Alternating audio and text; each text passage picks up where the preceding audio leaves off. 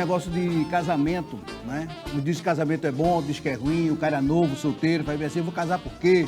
O outro já é casado, faz bem assim, rapaz, não casa não. Se casamento fosse bom, não teria testemunha, né? Então, esse dilema de bom ou ruim sempre depende muito como você conduz o seu casamento, né? Se você está disposto a recuar na hora de recuar, se você está disposto a avançar na hora que tem de avançar, né? Às vezes a pessoa diz que essa mesa aqui é de ferro, e vai brigar por quê? Deixa de pensar que é ferro, rapaz, né? Não vai mudar em nada, então, às vezes, em uma boa comunicação, você tem um bom casamento, né? E para falar um pouco disso, eu vou chamar um casal maravilhoso, Fidelis e Bob. Seja bem-vindo. Vai me ensinar, viu? Bob, me conta aí. Eu chamei primeiro a mulher, mas eu vou deixar primeiro o homem falar. Boa, isso é bom. É. Isso quer dizer que, democraticamente, os homens também têm seu espaço. Não, é que a turma diz bem assim. Quando a turma fala bem assim, não, eu vou deixar primeiro a mulher falar, é porque o cara tá com medo de falar, sabe? Aí ele joga essa desculpa. É pra mulher. Aí já para você não passar por isso, aí eu disse assim, não, Bob, você vai falar primeiro. Boa, já gostei. Enquanto isso, tem gente ali nos bastidores, ó, dizendo que não, era para ser o contrário. Tô perdendo aqui no meio de dois homens, né? Nada, mas você ganha. Você vai ver. Daqui a pouco o jogo vira, viu, Alexandre? Daqui a pouco o jogo vira. Mas eu convidei vocês para poder a gente conversar um pouco mais e vocês me surpreenderam com esse livro. Eu não conhecia, né? Prazer, livro. Como é que você está? Tudo bem? Né? Foto maravilhosa, ficou muito massa, né? Eu quero só... A primeira pergunta foi quando eu li. De onde saiu esse título? A Maldição do Casamento Perfeito. Bom, isso foi... Me explique isso agora. Explique mesmo, viu? Se não souber explicar... Aí eu passo a Peça bola. ajuda universitária. Porque casamento pergunta perfeito, vai. tinha que ser direcionada para ele mesmo. É mesmo. O que acontece? Nós vivíamos um casamento aparentemente perfeito, ok? Nós tínhamos alguns amigos, inclusive, diziam assim, caramba, eu gostaria de aprender com vocês, como é que vocês vivem 24 horas juntos, colados, e vocês não têm atrito, vocês têm um relacionamento maravilhoso. E aí o que acontece? Até aquele momento, o nosso casamento ele era bom para uma parte, no caso para Keila. Ela vivia um conto de fadas, né? Mas eu era um cara todo troncho, todo desmantelado, né? Tudo que para um casamento que precisa ser feito, eu fazia o oposto. Né? Então, eu era mulherengo, ela não sabia, ninguém sabia. Eu era mentiroso, ninguém sabia. Eu era, enfim, eu traía, eu fazia tudo errado. E ninguém sabia. Então, para as pessoas, nós vivíamos um relacionamento perfeito. Né? E quando a gente vive esse relacionamento perfeito, nós apostamos coisas, nós investimos a nossa vida inteira, a gente se dedica, a gente se joga, mas até que ponto vai essa relação de confiança, a relação de abertura? Ela tinha 100% dentro do casamento, mas eu tinha? Eu não tinha. Então, quando isso veio à tona, assim, eu passei por um processo, foram várias coisas, foram 25 anos de perturbação mental e tal que eu vivia, e quando chegou um determinado momento que eu precisei acordar, mudar. Mas foi um beliscão, foi uma dor, Não. foi uma topada, o que O que foi? acontecia? Ao longo desses 25 anos, eu vivi altos e baixos, né? E aí você fala altos e baixos financeiro. Na vida, no todo, né? Emocional, financeiro, Saúde, tudo. Então, você há de convir comigo que se você solta uma bola de uma determinada altura, ela vai descendo numa velocidade do meio para baixo, ali ela já está em uma velocidade muito mais alta do que a que ela começou. Então, esses altos e baixos que eu vivi ao longo desses 25 anos, ele tinha as consequências lá atrás de uma proporção. E eu peguei a bola no meio da ladeira, entendeu? É. E aí, nesse ponto, quando eu despertei, as consequências elas já não eram as mesmas de 20 anos atrás. Já eram muito maiores, né? Os problemas eram muito maiores gerados pelas minhas atitudes. Então, financeiro, há 20 anos atrás, o problema financeiro, eu vou chutar números, era de R$ 1.000, hoje era de 1 milhão. Né? Então, assim, eu me deparei com situações que, poxa, eu estou vivendo isso mais uma vez, e quando eu olho para trás, eu plantei isso de novo. Eu construí isso de novo. Eu fiz com que isso acontecesse mais uma vez. Então, eu paro isso agora, para poder seguir em frente, ou não faz sentido mais viver. Então, eu cheguei nesse ponto. E quando eu decidi que aquilo ali tinha que frear naquele momento, a primeira coisa que eu enxerguei que eu tinha que fazer era: eu preciso deixar de ser uma mentira. Eu preciso deixar de ser uma farsa. Eu preciso começar a ser alguém de verdade. Porque até então eu fazia tudo errado, mas eu tinha uma máscara, né? Eu tinha uma impressão de alguém ok. E a primeira coisa que eu decidi fazer foi isso.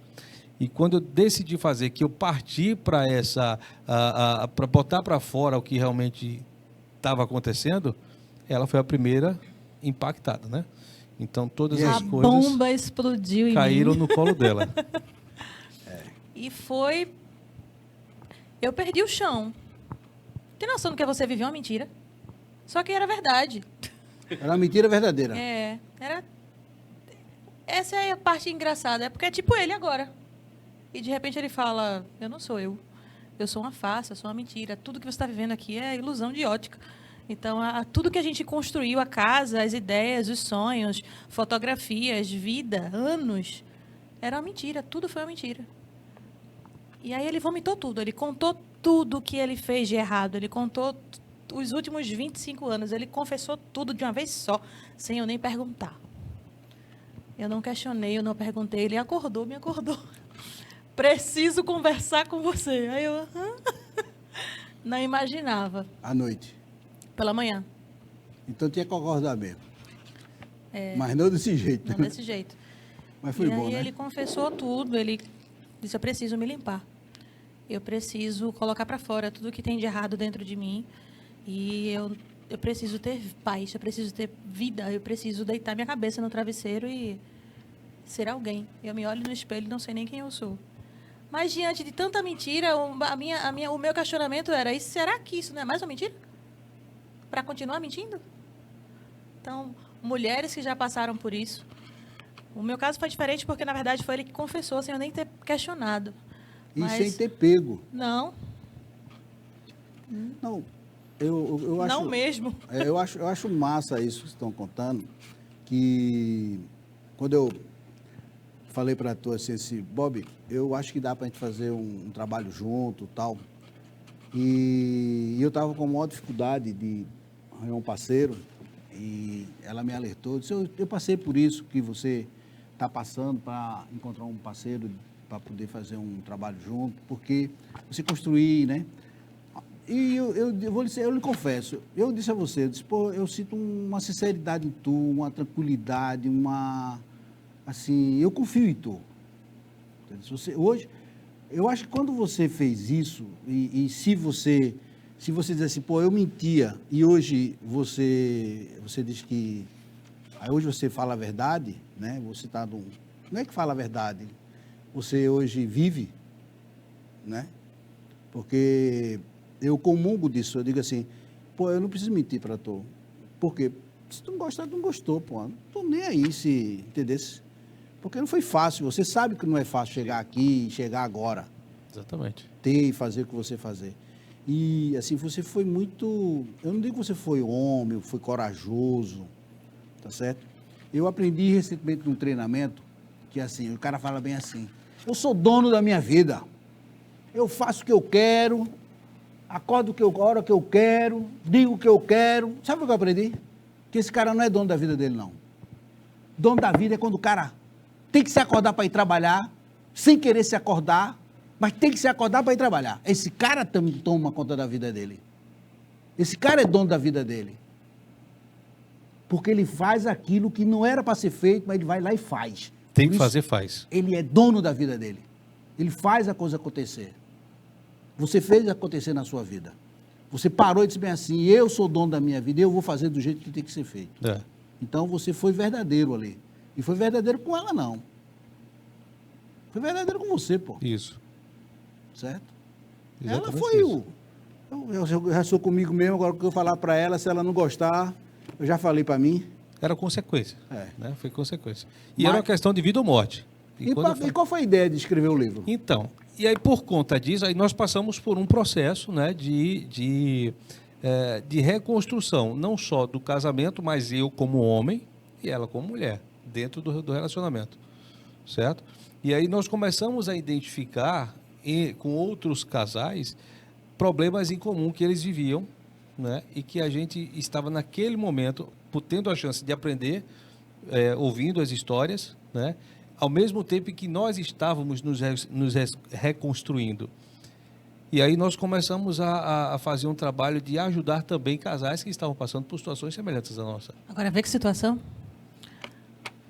A pessoa vivendo uma mentira, saiu da lama e passar a ajudar casais passando por problemas. Mas só pode ajudar quem passou pelo problema. Exatamente. Foi aí que veio a frase do... As pessoas que sararam conseguem curar. Pessoas que passaram pelo problema, sararam, hoje curam. Pessoas saradas curam. Pessoas feridas ferem. Então, na prática, hoje tenho certeza que tem vários casais aí passando por isso, várias pessoas estão nos assistindo agora, homem, mulher. Tem mentira no meio do relacionamento, tem mentira, tem um olho mau, tem um monte de coisa ali escondida embaixo do tapete, e eles não têm como colocar isso para fora, porque é tirar o telhado da casa, desproteger a família. Mas enquanto isso não acontecer, não vai para frente. É uma doença que você está prorrogando. E prorrogando da forma errada. E você poderia desistir. Na verdade, não existia mais casamento. Quando ele me confessou, que ele confessou, quando ele me... Eu podia perguntar tudo, ele me disse detalhes, ele me falou nomes, ele falou tudo. Não existia mais casamento ali. Para mim, tinha acabado tudo. E não me pergunte como foi que isso foi restaurado, porque eu nem sei explicar. Cabo é bom, viu? Hã? Cabo é bom, viu? É um talento arretado. Não, mas eu vou dizer, essa atitude dele foi mágica. Porque ele podia ter ficado calado. Ele podia ter deixado de fazer besteira e ter passado a fazer a coisa certa dali para frente. Da E ninguém frente. precisava saber. Eu já cheguei a me perguntar se não era melhor fazer isso. Não, mas eu Por acho que quê? essa magia sua, certo? Porque foi mágico. Foi mágico, tanto que você não foi embora. Se ele tivesse feito, eu acredito, de forma sem muita consistência que você colocou, o mundo é regido por energia, né? As suas palavras foram cobertas de energia, né? No Japão chama Kotodama, o espírito da palavra, né? Por isso que você não foi embora.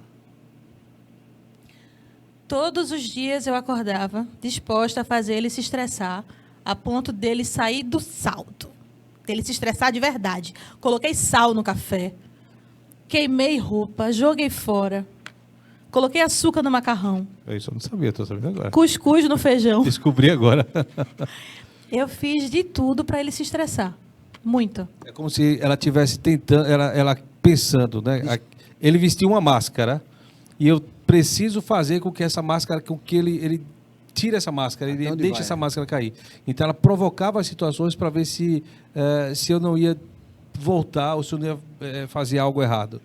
Né? Então ela na tentativa de querer entender se aquilo era real mesmo, o que ela estava vendo acontecendo, ela tentou provocar reações negativas em mim para ver se isso era verdadeiro ou não. Ele mudou o espirro.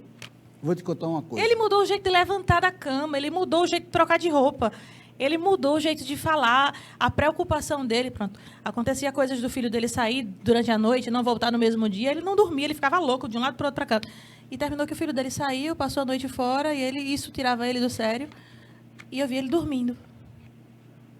E aí eu me preocupei, eu disse, ei, teu filho não chegou. Aí ele foi e ele vai voltar em paz. Do jeito que ele saiu, ele vai voltar. Eu estou tranquilo. Tipo, nem era comigo, mas ele mudou a frase, a respiração, o olhar, a postura. Tá vendo o jeitinho dele de metido? Ele era muito pior. Ela é a pessoa melhor para falar isso. Tem outra não para falar melhor. Ele não. tinha uma carinha de nojo. De olhar para as pessoas assim, de cima para baixo. E Essa altura. É. E olha que ele nem é tão alto assim. É. Mas ele mudou muito. Ele mudou Foi? muito. Tá vendo? Começou a olhar para as pessoas talvez com mais humildade, com mais... Tá tudo aqui? Aí a gente conta a história de casais que buscam no relacionamento a perfeição, né? Tipo, vou casar e agora vou ser feliz. Não, não vai encontrar. Você vai encontrar mais desafios que, se você não estiver preparado, você vai ter mais infelicidade do que quando entrou, né? Então, a mágica, a maravilha do casamento é você se tratar, é você se curar, que foi o que aconteceu comigo, né? Consequentemente, ela conseguiu perceber nela coisas que ela precisava tratar, que ela precisava curar nela, independente do casamento. Deixou de olhar para o outro, Isso. começou a olhar para dentro, para si. Querer curar o outro, né? Exatamente, né? Então, parou de apontar, você faz isso errado, não, eu tenho que corrigir. E a mudança naquele ambiente, ela começa a ser consequência dessa mudança. Então, hoje, por exemplo, hoje, isso é real na nossa vida, hoje ela sente desejo de melhorar como esposa, de melhorar como mulher, de melhorar como pessoa, como mãe, porque o ambiente que ela vive, ela sente que é completo, é pleno, né? Então, essa mudança que eu tive, ela até falava assim, antes eu vivia como se eu estivesse num barco, não tinha estabilidade na minha vida. Hoje eu sinto essa estabilidade, eu vejo essa estabilidade, eu tenho essa estabilidade na minha vida. Então hoje, por conta dessa mudança que eu decidi ter, ela enxerga coisas que podem melhorar e ela decide fazer.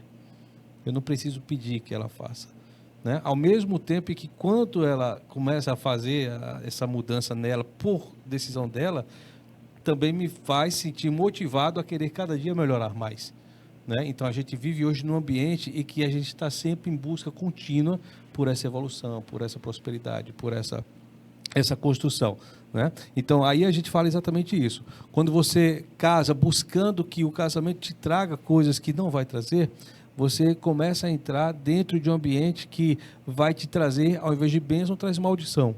Ao invés de trazer felicidade, traz tristeza. Ao invés de trazer coisas boas, vai trazer coisas ruins.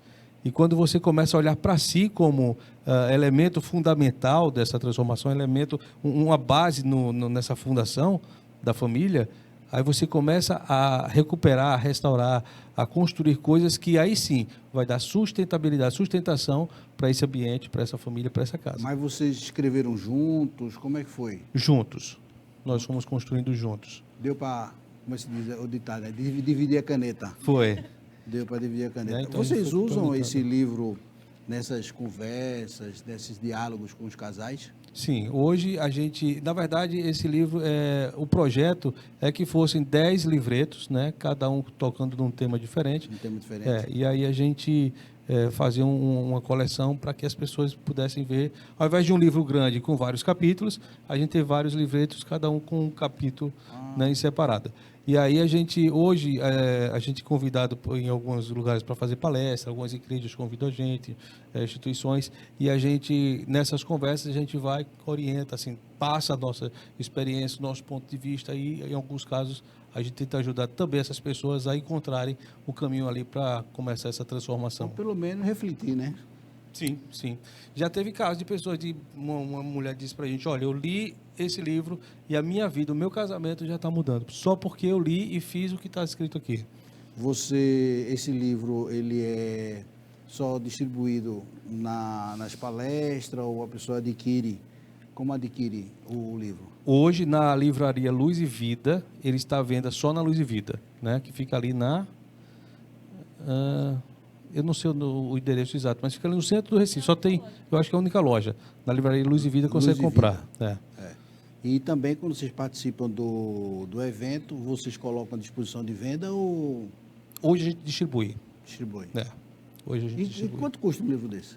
Eu acho que era em torno de R$14, 9 ou R$14. E aqui foi o patrocínio para fazer. Foi a mesmos. base do bolso. Não, foi nós mesmos que financiamos. Financiou Foi. o processo. E você acredita que valeu a pena? Muito. Muito. Eu acredito que talvez hoje a gente não faça tanto quanto a gente gostaria de fazer.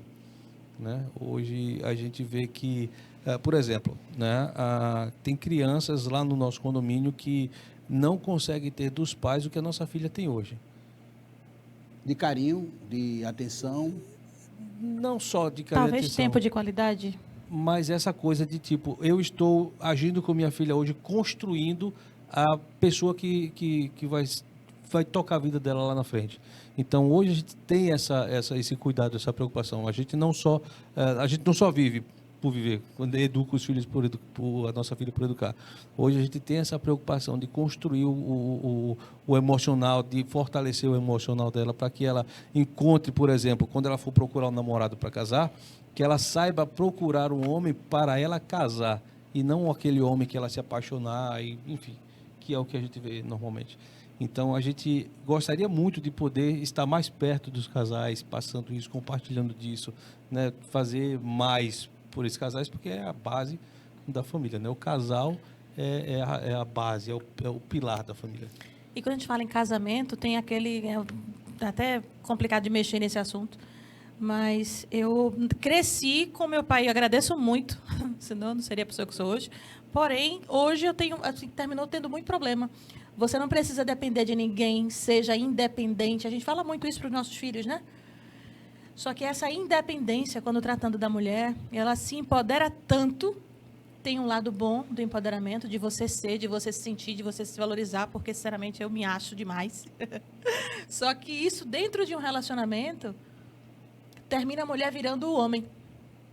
Ela leva sobre si tudo.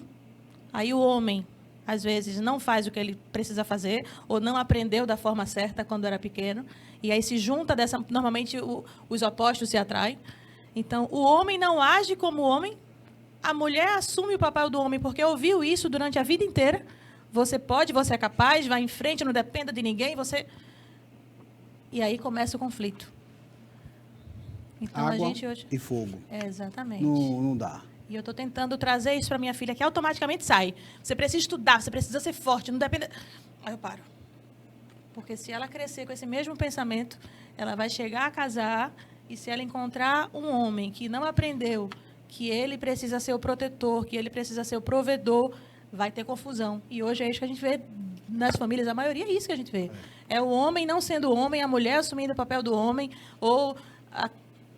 A mulher não Vai consegue ser ser feminina, o polêmico, homem é. não consegue Tem ser. até tem até uma chase, uma piadazinha, uma coisa, um desenho. Ele fala bem assim, o cara chegou na casa, aí, quando o menino abriu, aí ele perguntou, ó, chama o dono da casa. Aí o cara, mamãe, estou procurando a senhora aqui. Isso Né? mesmo, O cara, aí o pai dele olhou pra cara dele assim, e agora, né? Né? Exatamente E isso. até em que ponto isso é sadio, né? Isso é saudável. É porque assim, tudo.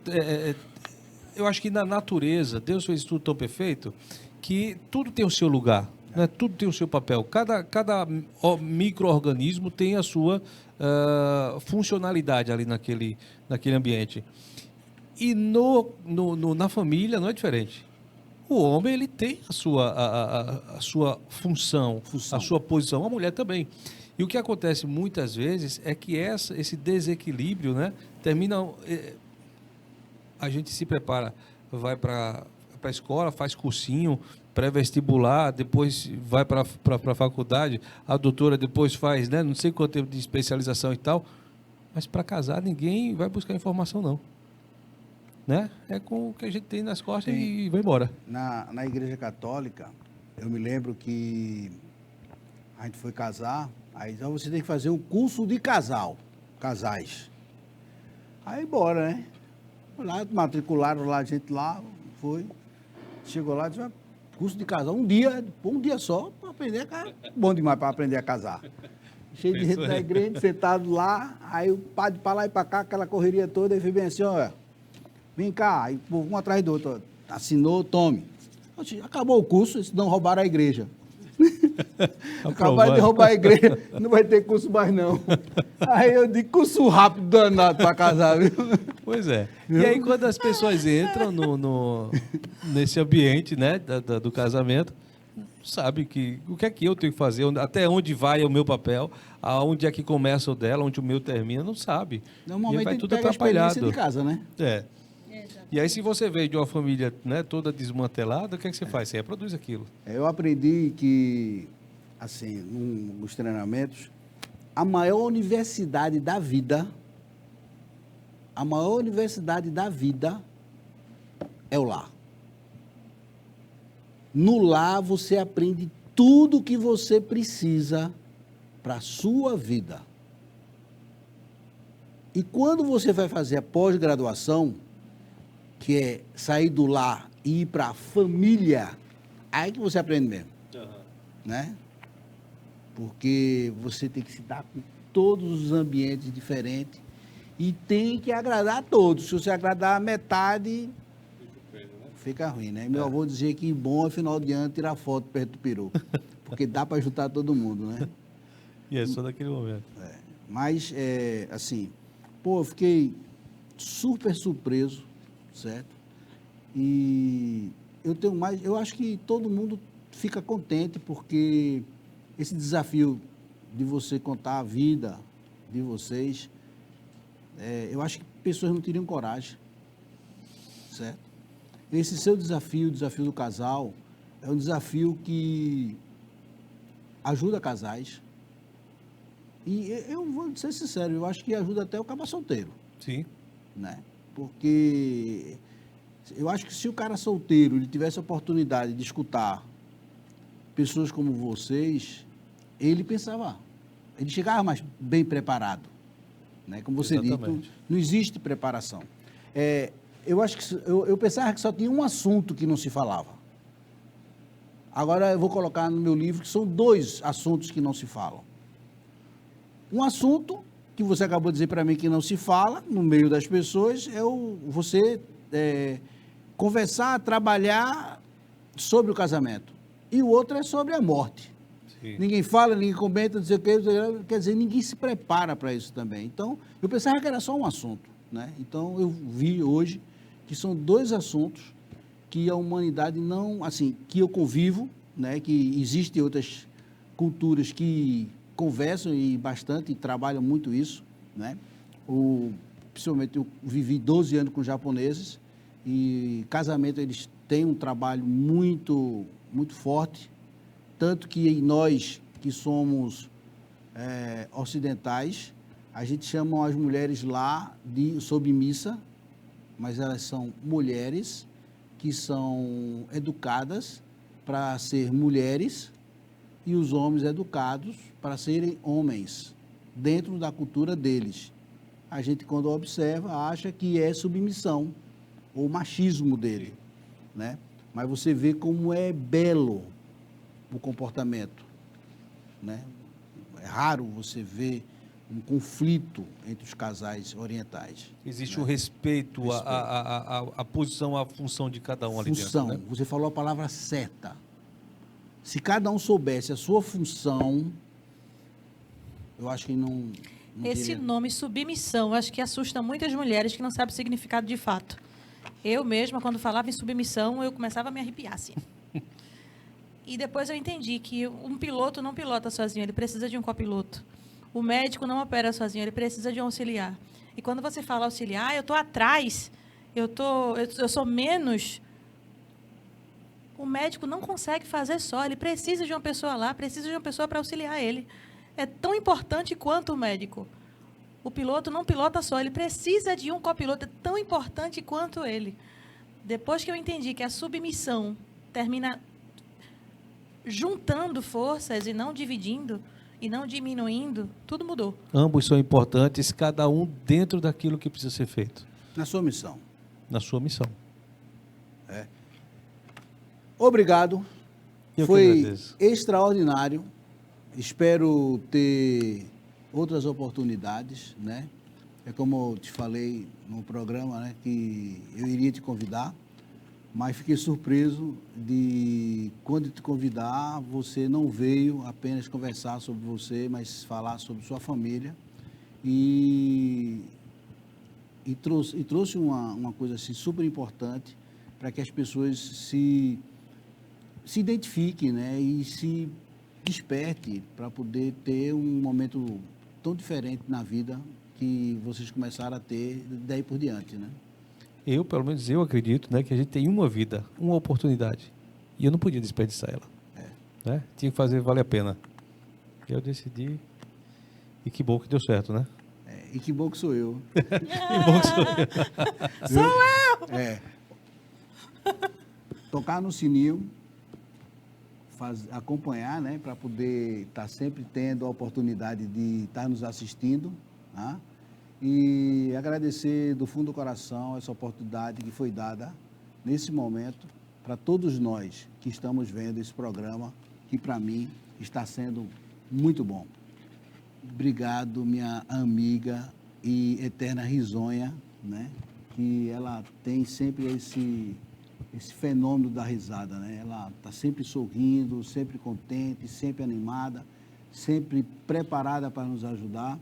E o Bob tem nos dado apoio e sem estresse, com tranquilidade. E aqui é outra tranquilidade, viu? Pode cair a casa, tô nem aí. Viu? Eu já percebi isso. Fica tranquilo, viu? Obrigado, conto com vocês. Né? Tamo junto. A pergunta é o contrário agora. Posso contar com vocês? Tamo junto. Sempre. Simbora. Pronto. Obrigado. Eu que agradeço, Tia Edi.